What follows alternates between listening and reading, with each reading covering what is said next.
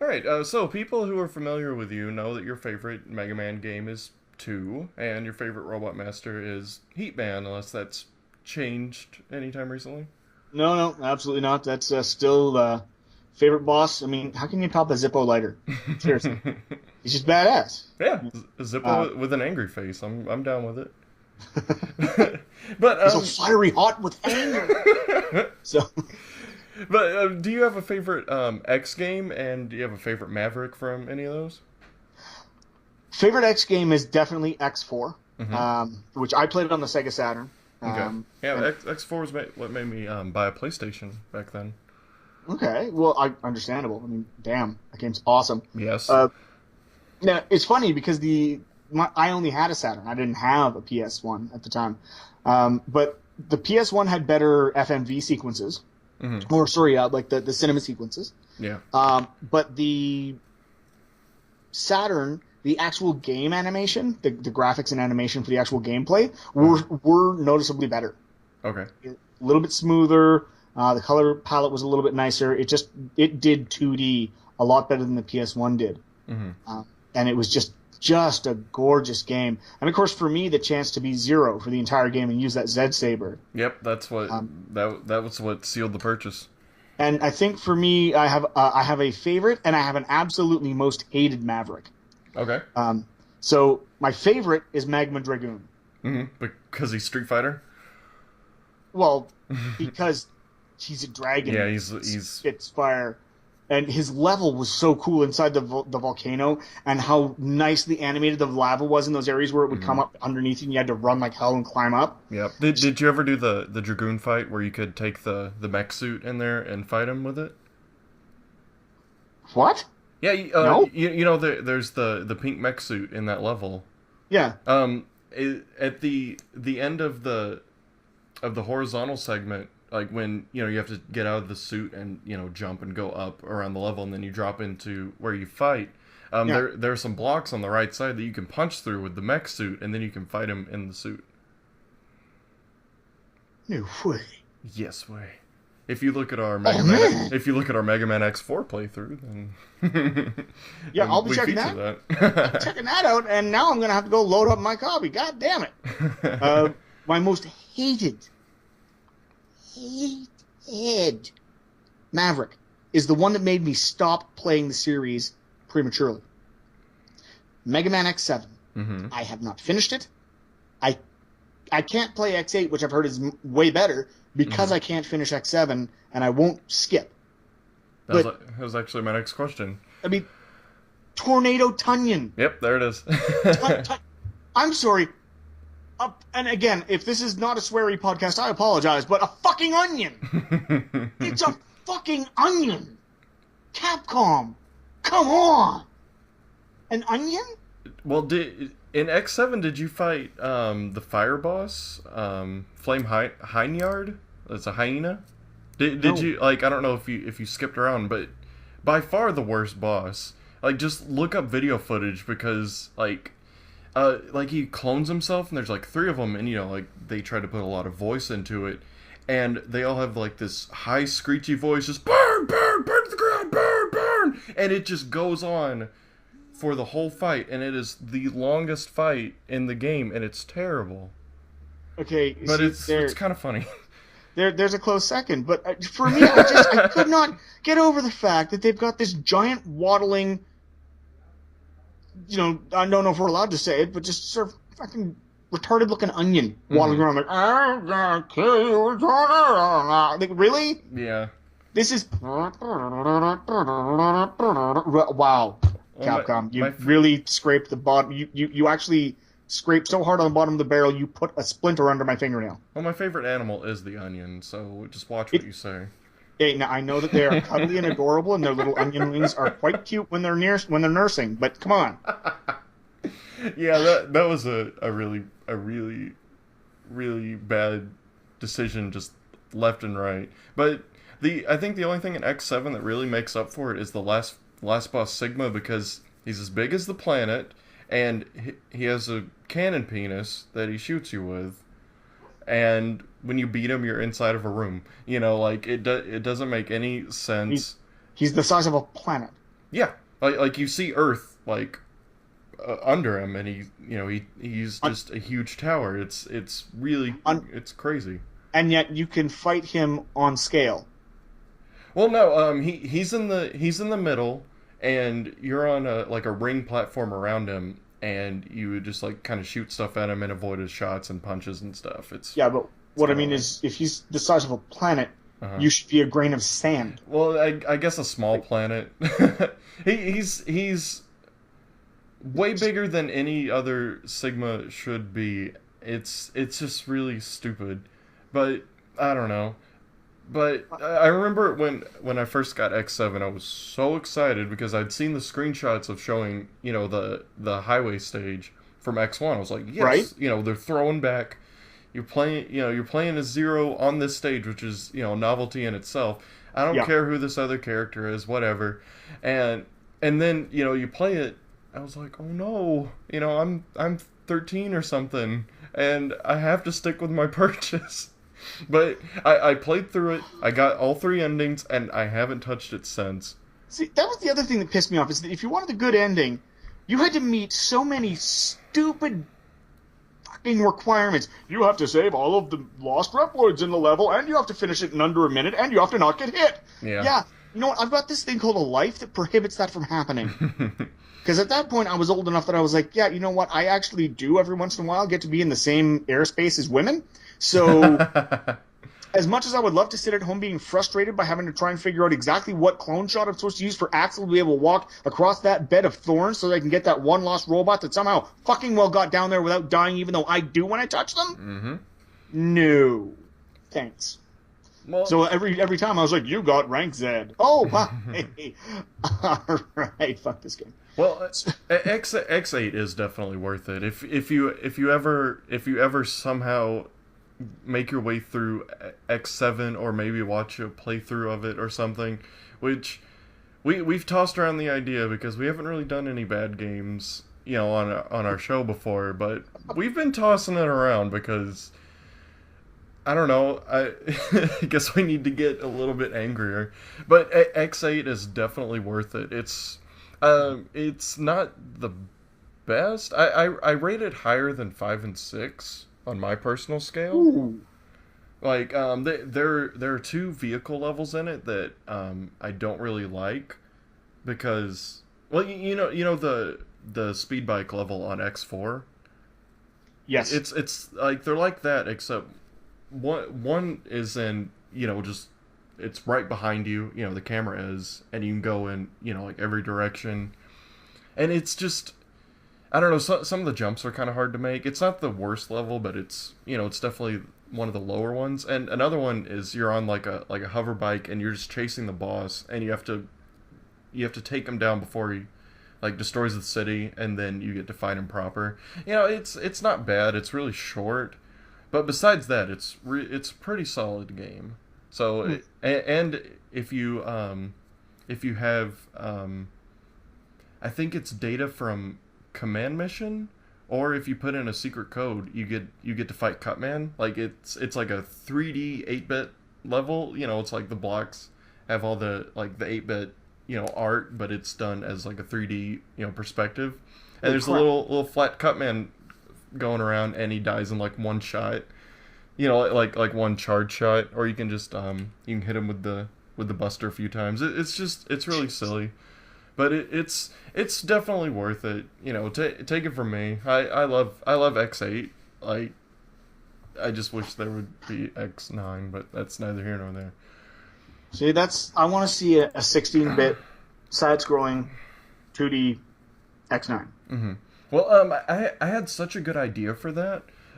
Did you ever see there was this Mega Man X? It wasn't much of a card game, but there were cards. And it they told a story after you got all the cards. Like they have like this really cool art on it, and then the back of it would have a story. It was Japan only. Have you seen these? They're called Mega Mission. There's 3 sets. No, actually. I remember seeing the collectible cards in sort of anime type shops around Richmond back in the day. But I never actually took a good look at them. No.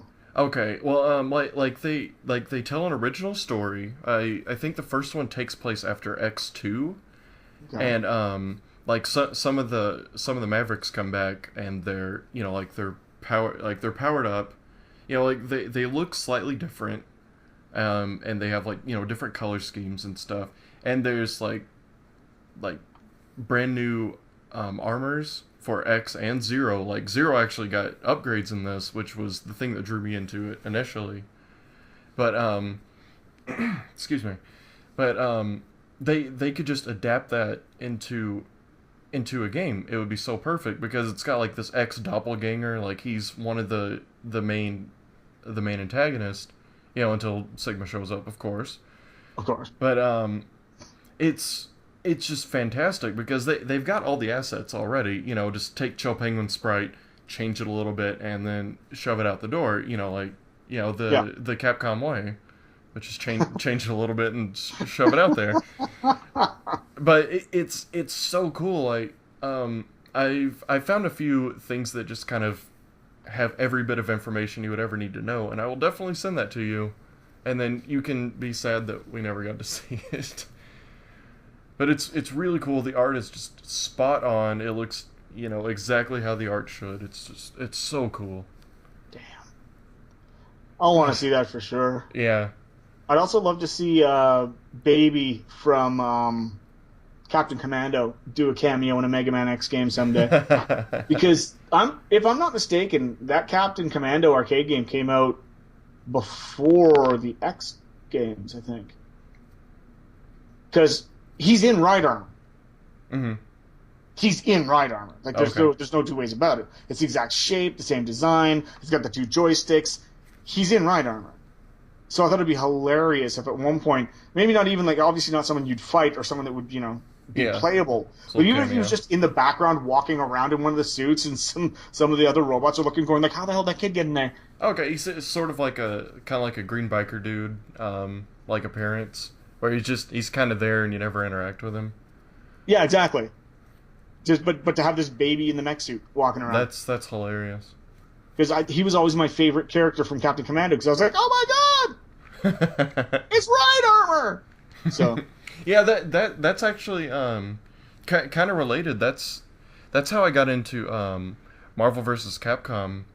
Like I'm terrible at fighting games, for the most part. But and we didn't have any arcades around. When I was growing up, I grew up in this little hick town where there was absolutely nothing. There was a mall about an hour away that we would go to on the weekends, and I saw this game, and it was just I walked by and there's Mega Man for a second. I'm like, what is this? Because I didn't know anything about Street Fighter or anything, so all these characters were new. I was like, oh, there's like some X-Men and stuff. I kind of get this. And here's Mega Man. What's happening? And I would always just throw quarters in, play as Mega Man, get my ass kicked, and just have a great time. It's just the stuff that you latch onto it's just so fun. I've actually managed to acquire one of the two. I've got Mega Man: The Power Battle arcade game. I'm so jealous. And like the actual stand-up arcade. Yeah. Which I love. I still need to find the marquee for that. Mm-hmm. The actual the little plaque that goes in the top of the arcade game with the name on. Yeah. But I've got that. I've played the crap out of it. I still need to find a Mega Man 2: The Power Fighters. I've meant to ask about your arcade. The art that you have placed at the top. Yeah. Where did that come from? I've wanted to know that since I first saw it.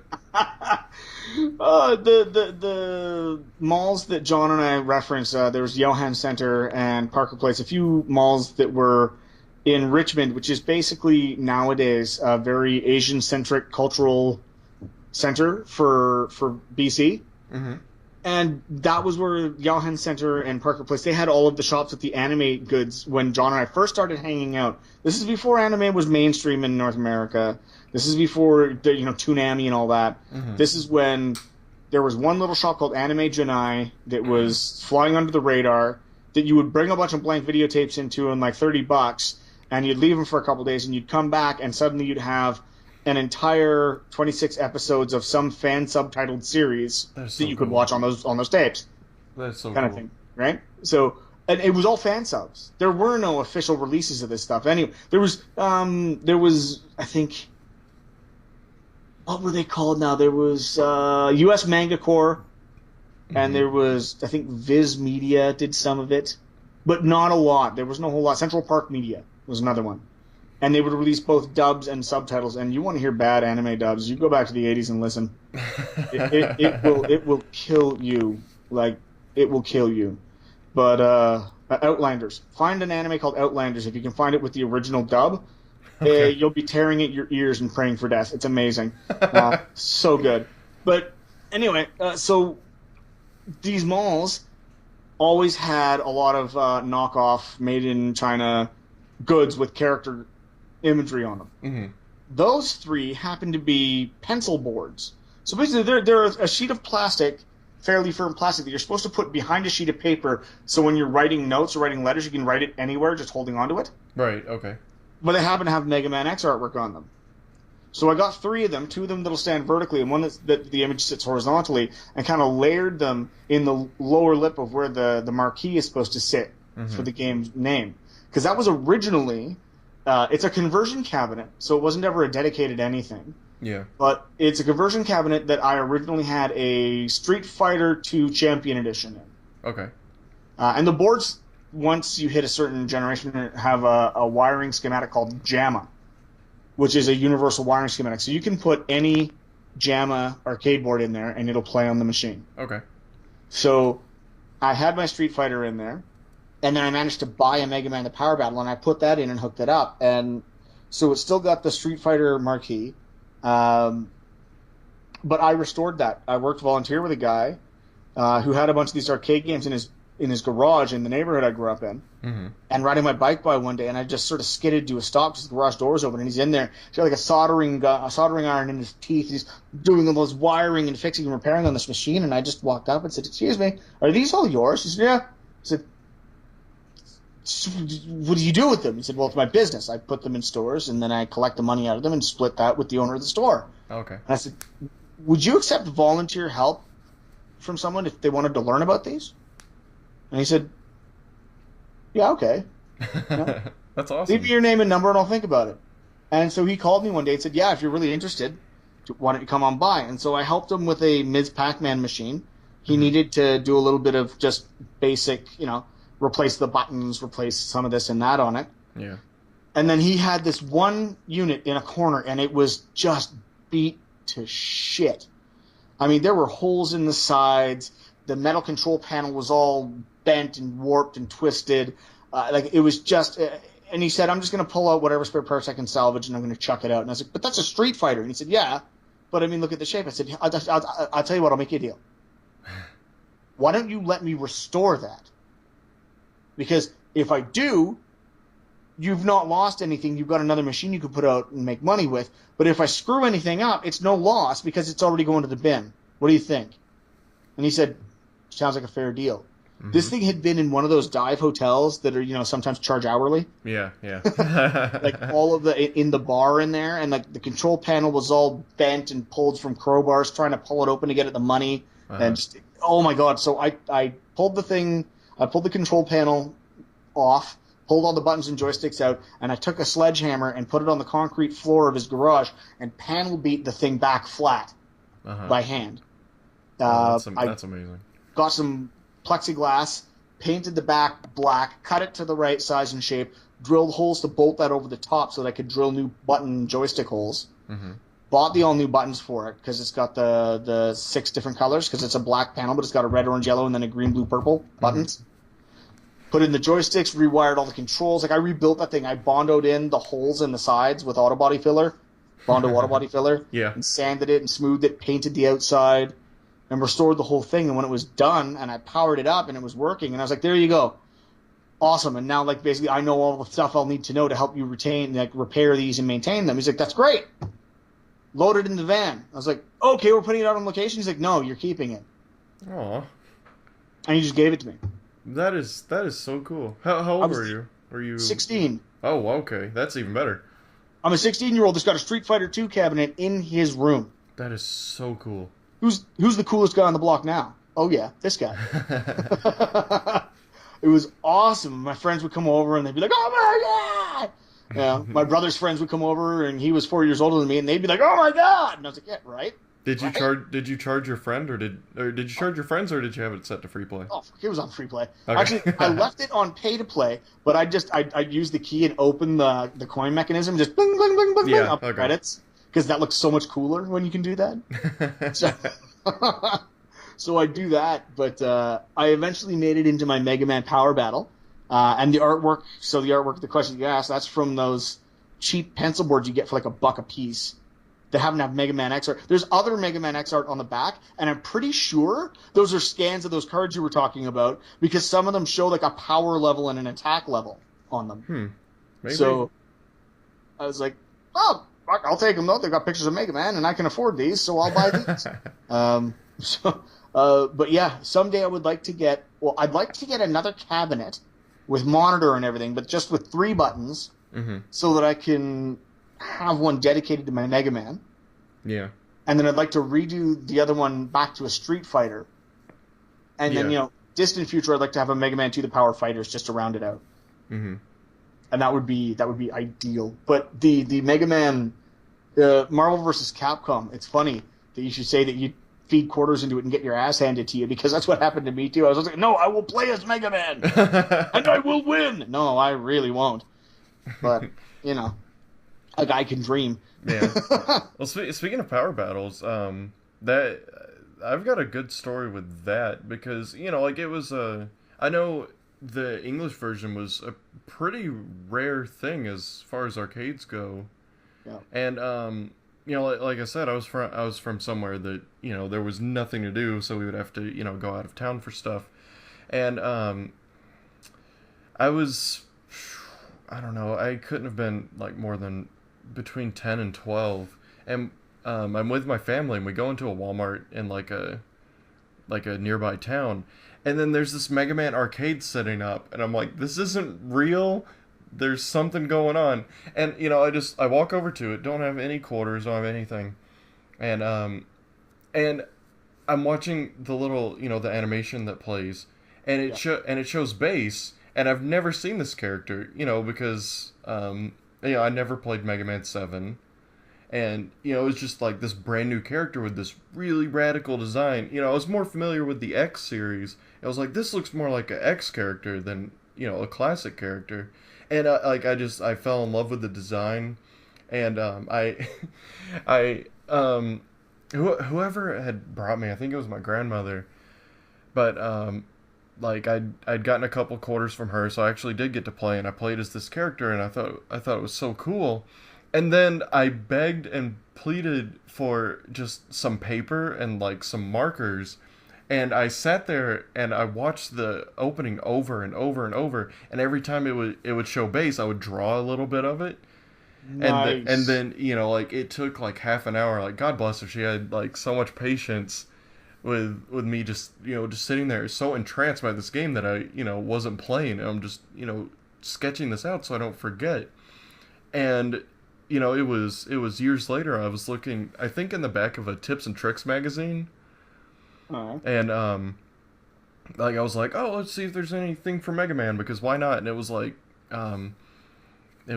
versus mode in Mega Man 7. Put in this password and you can play as Mega Man or Bass. I was like, holy crap, he's actually from a game. And like I tracked it down at like this new video store that had opened, and I rented it, and it was amazing. Awesome. That's cool. Speaking of Mega Man representation and stuff, were you excited when Mega Man was announced for Smash Brothers? I know this is a little bit old, but I think it's still very important. That would be one way to put it. I cried watching the announcement video. Oh man, I will not lie. That Because again, you got to remember that was Mega Man's anniversary year. Mm-hmm. Nintendo did more for him than anyone else. Yeah, I know. And that I saw that. And first of all, I've been begging for him to be in it since the very first Smash Brothers came out. I was like, why? Yeah. Why is he not here? Yeah, Well, I hear you. and even when Snake got into the one on the GameCube, and I'm going, okay, but hello, what the? So you've got Konami in there, but you can't do this? What the? Yeah. Are you high? what is wrong with you? And then when he was announced, I just about lost it. Like, first I heard he was going to be in it, and I was like, okay, this is awesome. And then I saw that pretty much all of the powers that he gets were the Mega Man 2 powers. Mm-hmm. Yeah, And like just 90% of them.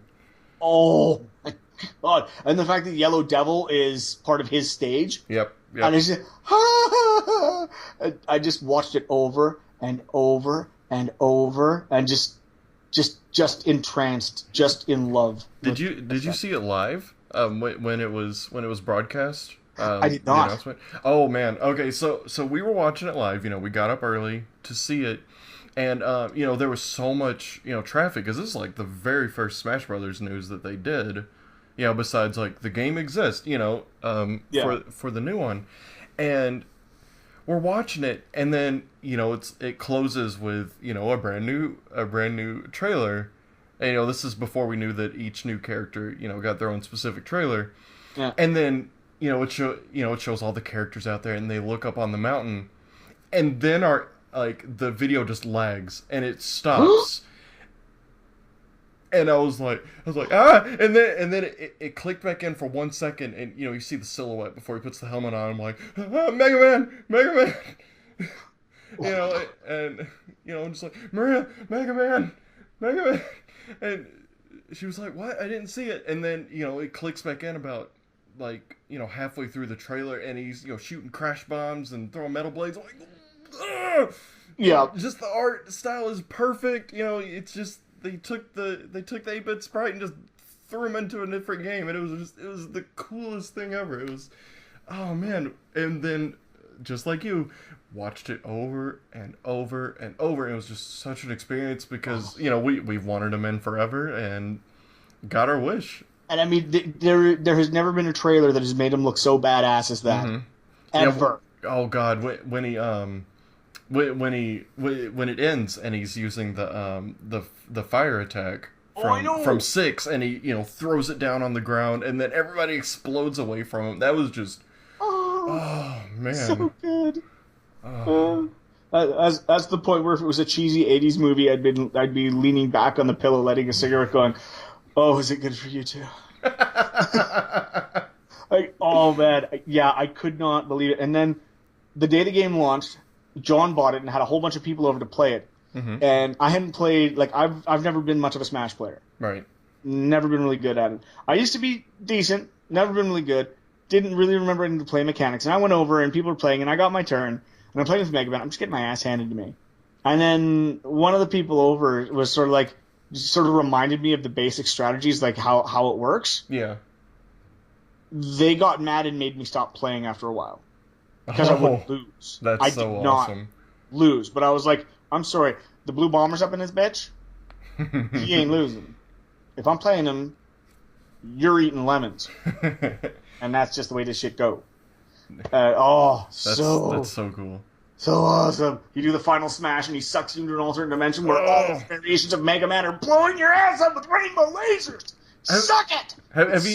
Have you seen that when they did the Smash tournament at E3 before the game came out, and it was like the most hype Mega Man moment ever? No. Oh my God. I don't know who the announcer was, but this dude was just he was just bringing the hype, and it was so good. It was the first Smash Ball that had been seen, and I think everybody had a random character that they had, and then it was theirs throughout the rest of the tournament. And someone had Mega Man, and he ended up getting the Smash Ball, and like he shoots and he misses, because it does the little portal thing, and then someone had walked into it, and just the announcer just loses his mind. He's like, Mega Man, fighting to save the world, super fighting robot. Like, it is just like, I was watching that live, and we were visiting my girlfriend at the time, now wife. We were visiting her family. It was my first time going down there, and I'm just sitting on like her mom's laptop watching this tournament, because they're like making dinner or something, and then you just hear fighting to save the world. I'm like, I'm just losing my mind. It was so cool. I'll find it and I'll send it to you. It's great. Okay, I have a fun question for you. All right, I gotta get this one out there. What is your most crushing Mega Man moment? The moment in franchise history where you just felt destroyed, where you just were like, no. Oh man. Well, let's shoot. Besides recently, with everything getting canceled, Mega Man doesn't exist anymore, apparently. Yeah. Um, God. Probably X7 because I was so excited for it. And then I played it and I was like, no, but I have to finish it because it's a Mega Man game. That or X6 when I first got it, like I'd gotten it for Christmas and I brought it to my friend's house and then we immediately dropped it outside on the concrete. It didn't break, but it has seen better days. Oh man. But uh probably that. I'm sure if I thought about it I could come up with something different. Do you have Oh yeah. I Okay. do. John and I had been friends for hanging out friends because John was originally my brother's friend, my Right. older brother, and he hung out with those guys a lot. And over the years, he drifted away from my brother and his friends, and he'd gotten more into skateboarding and a lot of that stuff, and kind of got into Mhm. the rough and tumble side of life, as you do sometimes. Mhm. Uh, but we had been hanging out for quite a while, and he had been blown away by my fanaticism for Mega Man, just as I had been amazed by his for Dragon Warrior and Final Fantasy, Mhm. and Ys, like all the RPGs. I was not an RPG guy until I met him. Right. He opened my eyes to them. I was the platforming, shooting, Twitch player guy. Like I just any kind of fast-moving action game. Um, and so the big moment was coming up. Mega Man 8 was coming out. I was hype. I was getting my Game Fan magazines, and I mean, they had a 4-page spread about Mega Man 8 in one of them. Mhm. And I was just, those pages were almost threadbare from how often I'd flipped them back and forth, looking at all the pictures, reading the articles, just dreaming of the day this would come out. The day comes, it comes out. There's a local video store. They have it for rent. It's in. I rent it. John has a PlayStation. I don't. And the only version that was out at that point for rent was the PlayStation version. Not a lot of people were renting Saturn anymore. The system was already pretty much dead. Right. So, PlayStation version, pick up my 6-pack of beer, smoked back then, so pick up my pack of cigarettes, go down to John's place, and we sit down, and we crack a beer each, and we're sort of drinking the beer and talking about games and stuff, and sort of, we want to ease into this. We don't want to just, like, jump right in. Right, yeah. So we're talking games and about Mega Man and how exciting it is and what we're looking for and what we think the graphics are going to look like, how good we think this is going to be, and just how exciting and awesome and everything. Mm-hmm. And me, I'm just like, I'm vibrating. I'm just and so we sit down and we had this thing that we do. We put down 3 beers and we'd lay down 3 cigarettes, and then we'd crack the first beer, take a sip, light the cigarette, take a drag, and then we'd hit power on the PlayStation. And it powers up, and it does that whole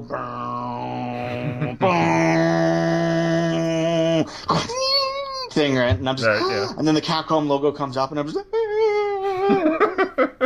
and then it does that opening music video intro. Oh, it's gorgeous. With that heavy rock music, with the wicked guitar licks, and there's sort of animations of him fighting all the other bosses from all the other games, and running in explosions, and throwing things, and breaking walls, and I'm so hyped, my head's exploding, and I'm like, okay, and I hit start, and the opening cinematic starts, and there's Mega Man, and there's Bass, and there's Mega Man on the rush board, the rush jet, and he's flying along, and Bass with Treble, and they're fighting, and Bass shoots Mega Man, and he jumps, and it blows up a big chunk of a building, and Mega Man turns around and goes, Bass, why are we fighting? We are not enemies. And John started laughing so hard he almost shit himself, and I just was like, I was like Darth Vader at the end of Phantom Menace, or at the end of Part 3, just no! Arms stretched to the heavens, terror in every pore of my being, just torn asunder by the fact that he sounded like that. I had that, I had that exact same thing with X4. I'm pretty sure it was the same voice actress that they had, and because you see Zero a lot during his story, but you don't see X really until the end of his. But in the cutscene where where Double kills everybody, and you just hear him over the intercom, and that was the voice I heard. I'm like, no, that's not X.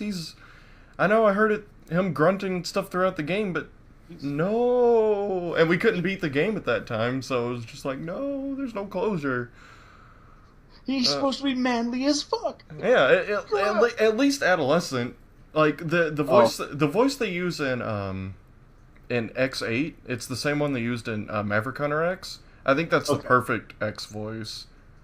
See, As for Mega Man, I've always I like the Ruby Spears Mega Man voice.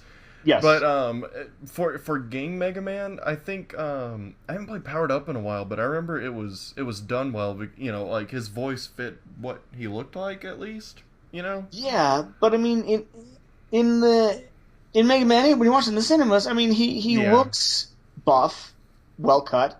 You'd expect like a 14, 15-year-old guy. Yeah. At least. Not, and I understand in Japan, Goku in Dragon Ball had the same voice from the time he was the little kid version to the time he was the adult version. Yep. And it's one of those high-pitched, kind of squeaky voices done by a girl. Mm-hmm. But in Japan, somehow that works. Yeah, it's just a cultural thing. But when you translate it into English, don't try and replicate the exact same voice. Mm-hmm. Look at the character and change it, please. I mean, we ended up with Dr. Fudd, too, and that was just painful. Oh, my scanner shows that the energy signature is coming from somewhere near outer space. You've got to go and stop Dr. Wily for the Mega Man. Really? You couldn't even do a second take so he didn't stutter? That's just, the Mega Man. Oh, God.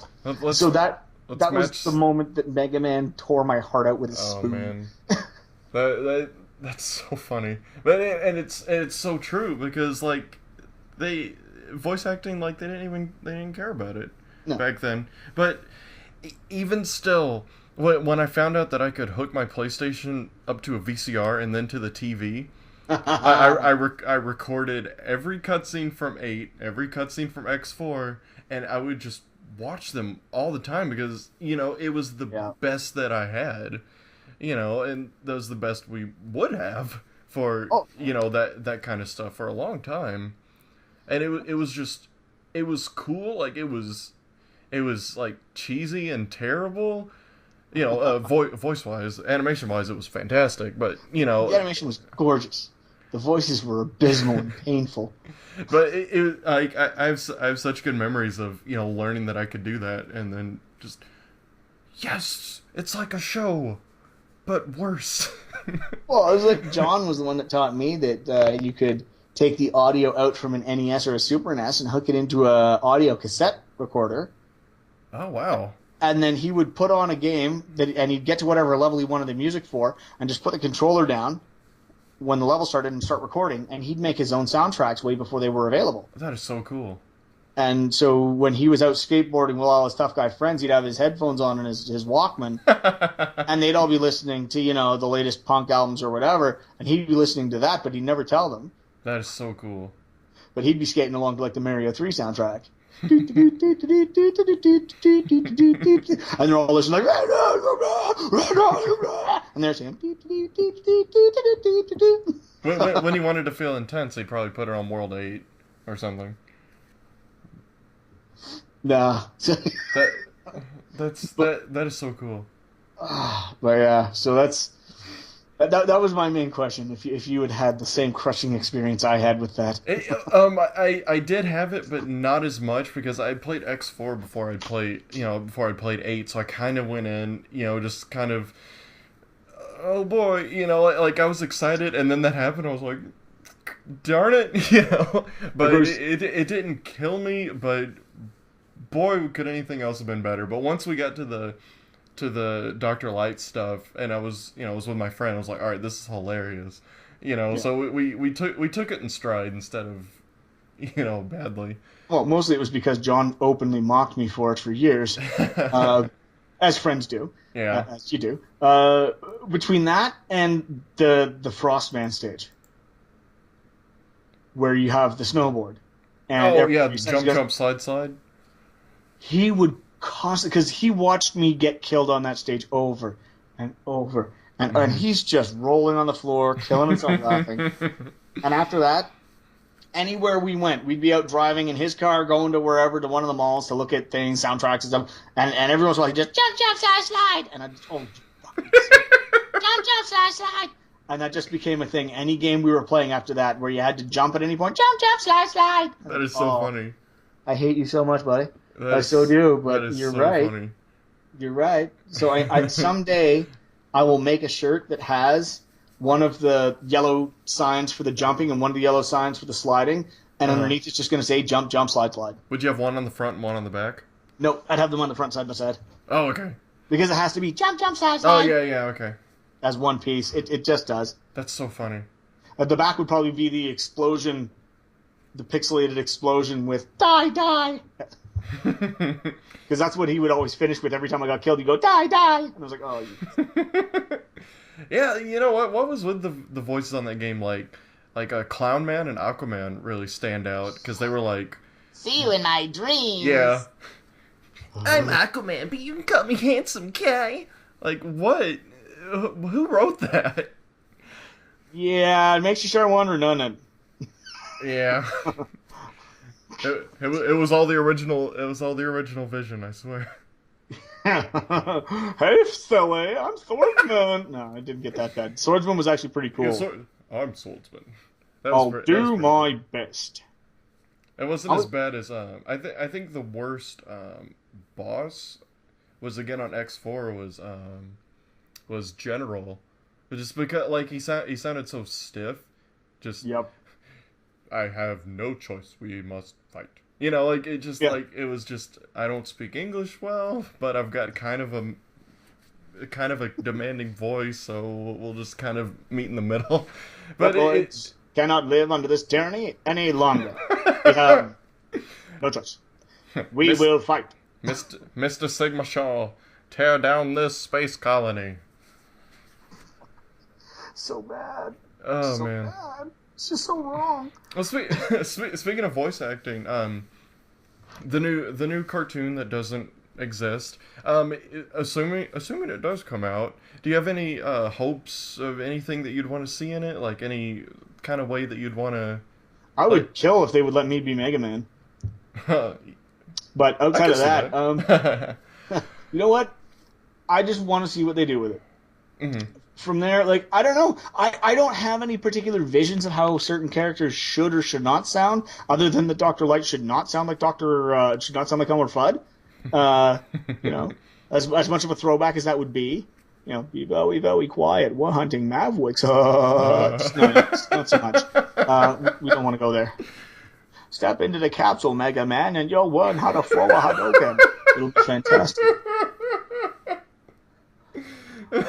Now repeat after me with your headband on, so you can. All right, you're ready to go take on Sigma. It's great. It's just a problem. But, you know, and if they could, I don't know why they always want to make Wily have a German accent. Mm-hmm. Don't. I guess because, you know, the whole Einstein thing, you know, just Albert. I guess, but I guess that's where it came from. I don't know, man. Like, maybe not just, you know, have them be crazy, but maybe we don't have to really push the German scientists so much. Like, yeah. We won't move past that now. This is, you know. But outside of that, yeah, no, I don't know. Less squeaky voices. Okay. Is all I'd ask for. Fair enough. No squeaky voices. Let's have just good, solid. You know, if they want to make Cutman Peter Lorre again, I'm on board. Yeah, that was awesome. Gutsman. Oh, good. Gutsman was free. It's Gutsman's ass.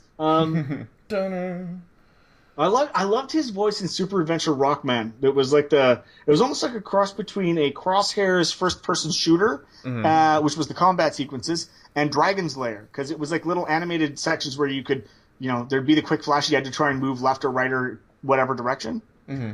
Yeah, I've never played it. I've always wanted to track it down. It's good, but Gutsman was in there, and there was only one scene I remember seeing him in where he's kind of like cheering you on, because they went with the canon that after the first game, the Dr. Light robots were reprogrammed to be good again, so they help you out. Right. Oh, Archie Comics. He showed up, and he handed you an E-tank, and then he just did this little cheer, you know, like, Gatsu, Gatsu, Rokurman! And then he ran away. And I was like, They ran away. I don't know why, but that was fucking cool. That's The awesome. fact that he's just cheering, he's got this sort of gravelly voice, just gatsu, rokuruma. And then, man, a few words. It's not much he needs to say. Hey, that's okay. Just does his thing. But it was great. Let's just pretend that all the bosses in 8 never happened. Please don't put them in there, because I don't need to see Clown Man ever again. I've had enough nights of waking up in a cold sweat, terrorized by him. But yeah, no, I think that whatever they do, if they follow the Archie comics storyline, I think they'll be doing very well. That's actually a really good idea. I like the original characters for the most part. Like I really liked Quake Woman. I loved her. I loved her design. I loved how she had a civilian mode and like a robot master mode. Like her design was just spot on. It fit in so perfectly. Absolutely, I was blown away. I was surprised that it wasn't an original or like a character from the games, just because she was made so perfectly that way. Yeah. And very much like Rock can go from looking like the lab assistant to looking like Mega Man. So can Quake Woman. It's perfect. That was so smart. Tempo was her name, I think. Yes. I was glad when I first read that. I was like, good. They kept with the pun. Like, it's nice to see when someone is handed a property that they love it and respect it, and like they show that they know what they're doing. They're not just like, well, Mega Man had robots, let's put robots in it. It was Mega Man had themes and it had reoccurring elements and stuff, and let's put that in, sprinkle our own flavor on it, and here's an amazing product. Yeah, totally respect what they've done with it. I hope it comes back. I'm so upset that it's on a hiatus. Well, I need to get all the rest of those issues up to them. Then at that point, my saver will still have the stuff that I had set aside, but I think they cut it off. Maybe like how long ago did they stop making them? December. It just stopped. Okay, then or I should have maybe January. Everything up to then waiting for me. Okay. I hope so anyway. And if it is, then yay, and then I'll be able to finish that out and have them all there. And then I'll dive into reading, because I haven't read since just before the X crossover started. So I've got a lot of catching up to do, which will be awesome, because I'll be able to sit down and just binge on them. Which I usually prefer to do. I like to save up several months worth and then just binge. Yeah, that's usually what I would do if I got like too busy. I would just have a little stack on the table by my bed, and then just one night before bed, it's like time to get Mega, and then read. Well, it's just like I need to catch up on my Batmans, because I didn't finish that Joker story arc. Although I'm not sure where they were going with it, where he had been eternal and has lived in Gotham since before the Pilgrims were there and stuff. Oh, I have not seen this. Yeah, I don't know. I love the Joker, though. He's my favorite Batman character. So. Yeah. Okay. Well, the last that I've seen of Batman is Death of the Family, and then Joker falls off the waterfall, whatever, inside the Batcave. That's the last I've seen of him. So there was, I guess he's still alive. A story arc called Endgame that came out that it supposedly explains exactly who the Joker is and where he came from. Oh, you're not supposed to do that, though. I know, right? Well, so it's probably just going to be retconned later, or just like, I was just kidding, that's my thing.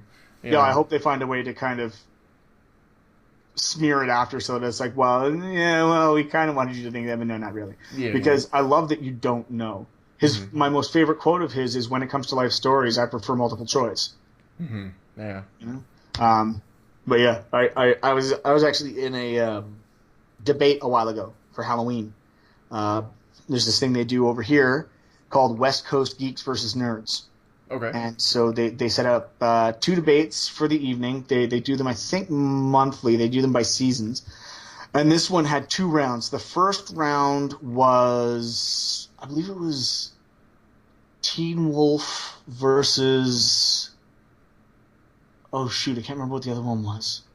For the best sort of paranormal high school, what have you. Yeah. And the second round was Hannibal Lecter versus the Joker, who was the more nightmare-inducing serial killer. Ooh.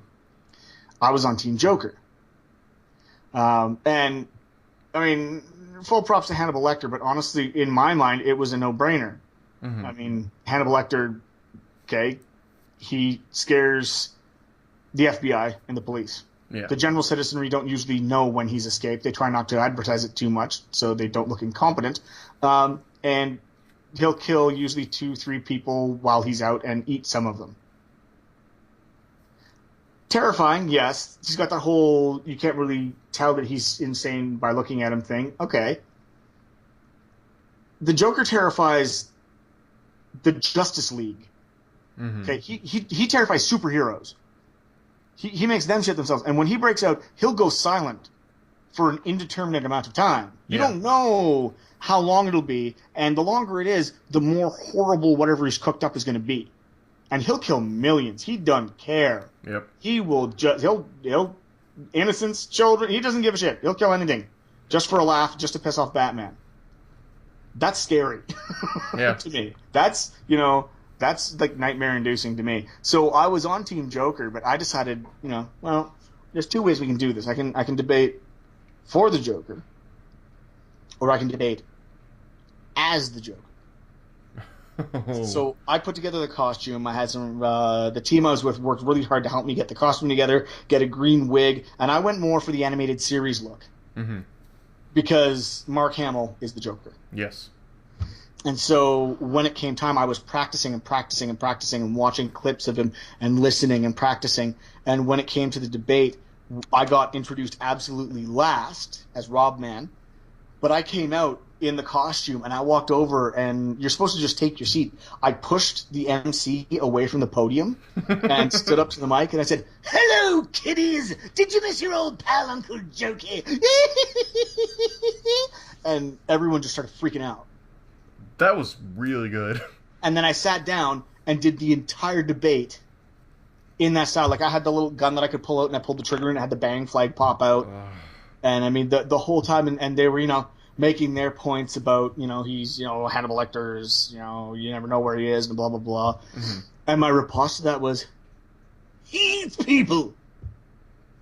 That's all he does. Where's the panache? Where's the flair? Where's the joie de vivre? Let's get a little bit of fun in there, shall we? Where's the burns, the screams, the attention? Where's the bat? And for every point they made, I had a counterpoint that was like, you're a boring old middle-aged man that eats people. Mm-hmm. Dude, I'm the ultimate show. You can't win. Yeah. And we won the debate. All right. She was awesome. But it was my one chance to be the Joker. I've always wanted to do it, and I finally got my chance. I was like, yes! Has anyone ever told you that you're a hero? Why? Because that is such an amazing thing that no one's ever going to get to do, and you're a hero. For being able to go up there and have the voice and act the act and walk the walk? Yes, like you do what everybody wants to do. It's like, oh, I want to prove my point, but I'm just gonna say it and be boring. Or I want to prove my point and I'm gonna actually show them, and it's gonna be amazing, and it's gonna be something people remember. Like, that's so cool. It was so fun. The first debate I ever did was Mega Man versus Astro Boy, who's the better boy robot. Mm-hmm. Gee, which team were you on?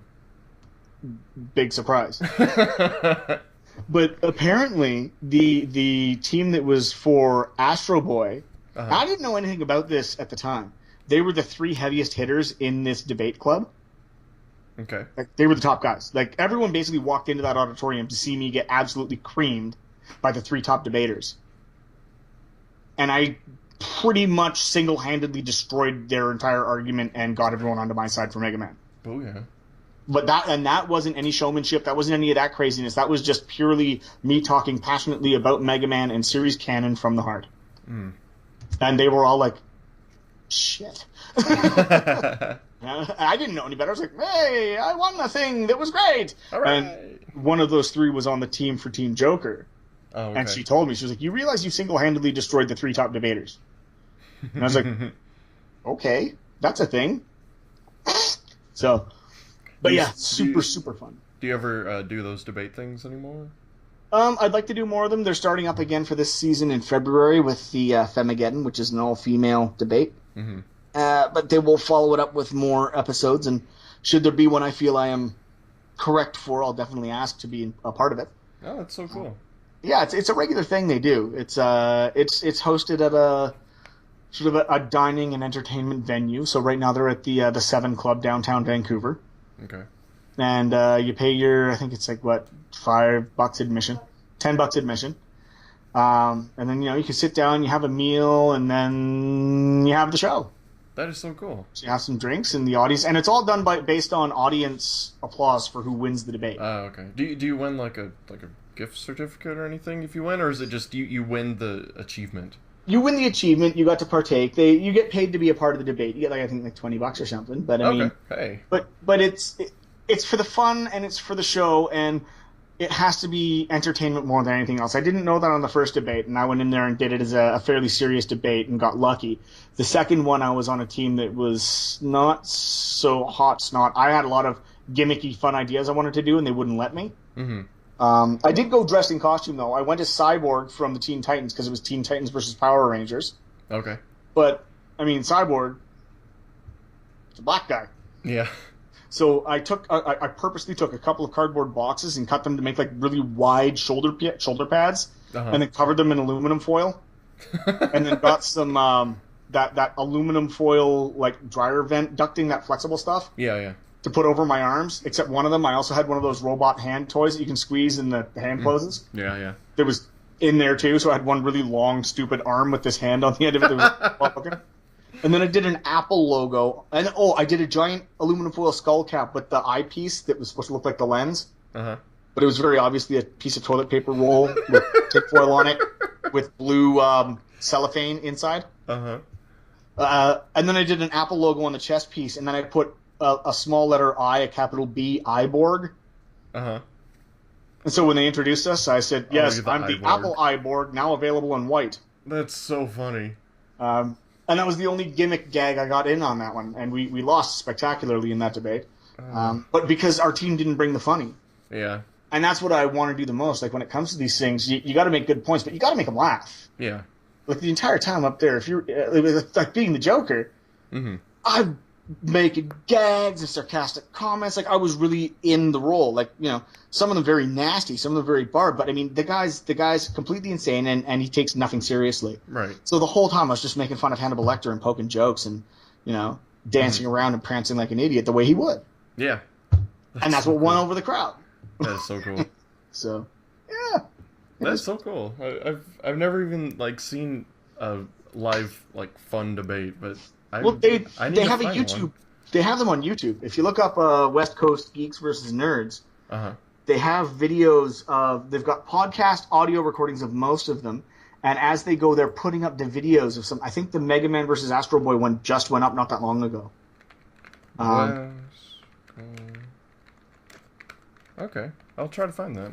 Yeah, or you can find it through their website. They have a West Coast Geeks versus Nerds website, and then they have links to all of their archived podcast / video archives of the debates.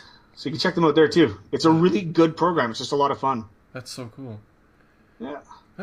Well, let's see. Back on what I could pretend to call a topic. Do you have any fun ways that you've kind of introduced or kind of sprinkled Mega Man stuff into your life? For me, one that really stands out was on not on our wedding cake, but on the groom's cake. We made it into a Super Nintendo and made a cartridge, and I made a custom label for it, and it was the Mega Man style logo, except it had our last names on it, and it had the date under it.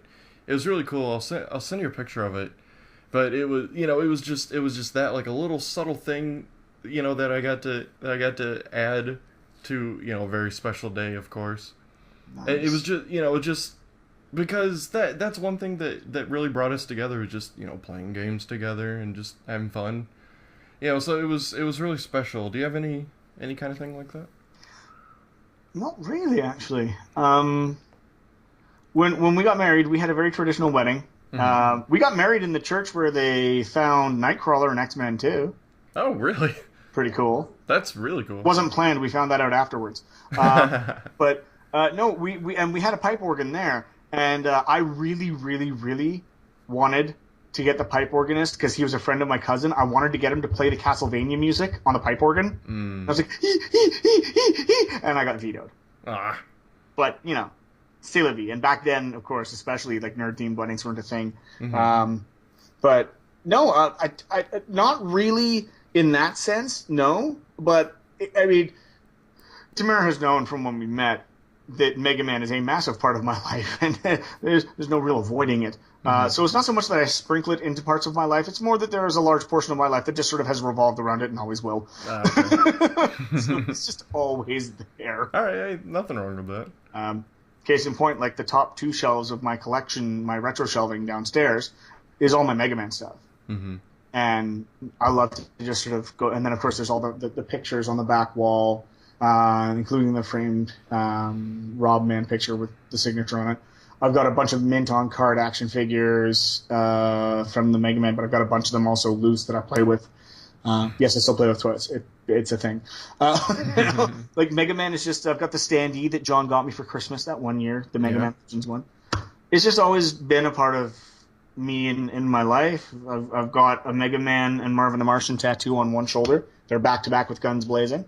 And on the other shoulder, I've got Heat Man from Mega Man 2. Someday I'd like to make those into full sleeves of some sort that are all Mega Man stuff. Yeah. That'd be cool. Yeah, but I haven't put it into events specifically. Yeah. Rob Man being named that was John wanting to put the Mega Man flavor into a name for me to use on the show on Happy Console Gamer. Hey, it works. It got the point across immediately. Well, yeah, pretty stellarly. It's been surprising. But yeah, no, outside of that, it's well, when we had to make futuristic versions of ourselves for the Happy Console Gamer movie, I made myself a Buster cannon from scratch. So that was definitely a part that was a project. That was from scratch? Yeah, I made that thing myself, handmade. Oh, that's really neat.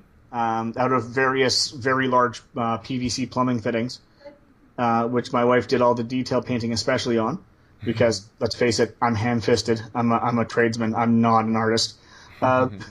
So all like the circuit board kind of wiring looking stuff along the blue strips is all painted in metallic gold paint, and she did all of those. And all the detail on the inside of the Buster itself where the light is. Yeah. But yeah, I built it out of PVC fittings and a flashlight so that it would actually have the light in the end of it. And whatever works. Yeah, John had the basic concept for the costume down, but I went the extra mile by building that. That's pretty much, yeah. Otherwise, I mean, it's not as much sprinkling it into as much as just sort of living it every day. Yeah. Hey, that's cool. But yeah. Well, all right. There's one thing that since the very first time that I saw you in a video, which was your Mega Man series review, and that's what got me hooked. First of all, but the thing that I've always wanted to say to you was when you're talking about taking your time through Mega Man 10 because you're sure Mega Man 11 is coming, breaks my heart. Just it shatters it. All right, going back to what Mega Man thing hurts the most, I think it's that because you look so like sure and you're passionate, and then because I saw it, well after the fact, and all this like bad stuff had happened, with the Mega Man series, and I was like, oh my god, how does this guy feel right now? And like I'll go back and watch that every now and then because instead of finding a lot of new stuff, I usually just watch what I like, over and over because it's good, noise, it's like just having something familiar to listen to, I guess. Yeah, and it's about something that I care deeply for, and then every time that part comes up, I'm like, oh my god. Why did it have to turn out like this? It makes me want to cry. It's funny because for a long time I was very bitter and very angry. I'm not gonna lie. I could try everyone else would call me a lying piece of shit anyway. So, no, I was bitter and angry for a very long time. But I had an epiphany moment. I think it was not long after Mighty Number 9 had been announced. Mm-hmm. And I was down there in the basement and I was looking at all this stuff. And I kind of, I looked at my collection. And I looked at all these games, the comics, the art books, the figures, just all of this. And I had a moment. And I went and I got myself a little glass of whiskey and I took it back downstairs. And I had a little silent toast in my head and I had my drink. And I made peace with the fact that as far as I'm concerned, no matter what happens from here forward, it's over. Mega Man is finished, in my opinion. They can make a new game. It'll never be the same. It can never be the same. After everything they've done, the fan base is far too damaged to ever come back the way it was. And I've made my peace with that now. At first I figured I'd transfer that on to Mighty Number 9, but with everything that's happened with that, with all of the potential scandal and all of the kickstarting more and asking for more money and failing to produce a product and making excuses and lying overtly, followed with excuses, I'll be happy enough if they actually just get the damn thing out and actually get to play it. At this point, I don't have much hope for it. I don't have much eagerness to it. I don't think it's going to be anywhere near what the hype would have had us believe when they first started the project.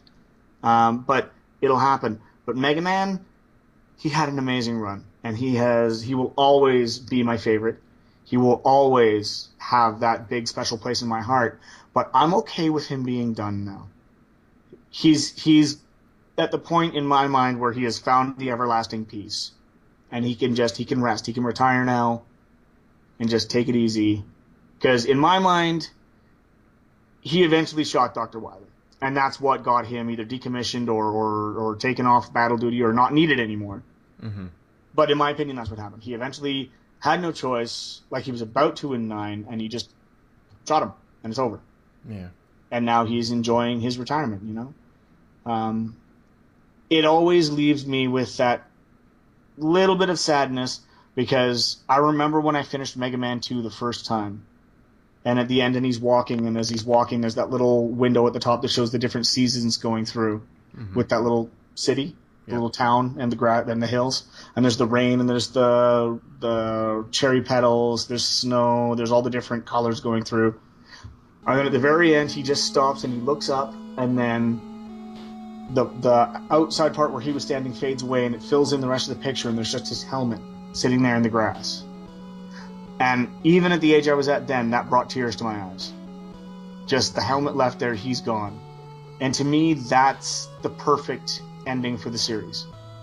It's just that image of the grassy hill with the little village in the background that's safe, the helmet sitting there, he's gone. He's finished his mission. He's, he can hang out with Mario and them and have Brawl and whatever else fun side projects they do. God forbid they should ever put him into Mario Kart, hint, hint. But that's it. He's done. He had a great run. He's the most iconic video game character in my life. And I'm good with that. I'm okay with it. That was beautiful. That was beautiful, and I can't think of a better way to close this out. So thank you everyone that stuck through this. And Robman, where can the people find you? Well, there's I have a website that's a forum-based website that I've put together for everyone to just come in and hang out, especially when Facebook was having all their tomfoolery with real names and everything, and people were getting upset. That's when it started, but it's basically a home for all us gamers on the internet. It's a good old-fashioned forum posting board. It's got a built-in chat. It's robmanworld.com. So you can find me there. I keep up in there at least a couple times a week. I pop in and chat and respond and stuff, and there's great conversations, a lot of great people in there, really fun. You can find me on YouTube, either on Happy Console Gamer, which is myself, mostly Johnny these days, but we've got a lot of videos with the both of us. I've had a few solo episodes as well.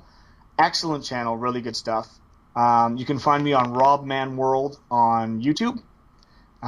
That's my channel. I've started making some videos. I've only got about 3 episodes up now and lots of Twitch stream archives. You can find me on Twitch at twitch.tv/RobManWorld. There's a theme forming here. And on Twitter, it's at RobMan_world. So any of those places, you can look me up on Facebook under the name Robert Thrift. Last name is Thrift as in secondhand store. So yeah, check those out. Hopefully you like it. Hit me up on Facebook, chat. I'm always there. I'm always up for having a good chat about games or whatever else. My humor does tend to get somewhat blue sometimes. No pun intended. But I'll just warn you. So I have got a fairly raw sense of humor. But yeah, man, come on out, chat, games, fun. I'm all over the place. All this will be linked down below, so a little bit easy for everybody. Rob, thank you so much for doing this. This was fantastic. It went way better than I ever thought it would, and I really hope we get to see you again for something. Hey, you know what? Thank you so much. I appreciate it. It's an absolute honor and a pleasure. It's been fantastic. I love a really good conversation like this. And yeah, anytime for anything. Mega Man's my favorite, but it's by no means my only interest in gaming. So whatever you've got, if you ever want me back, let me know, and I'd be happy to come back. All right, well, thank you so much, and thanks for tuning in, and I'll see you next time.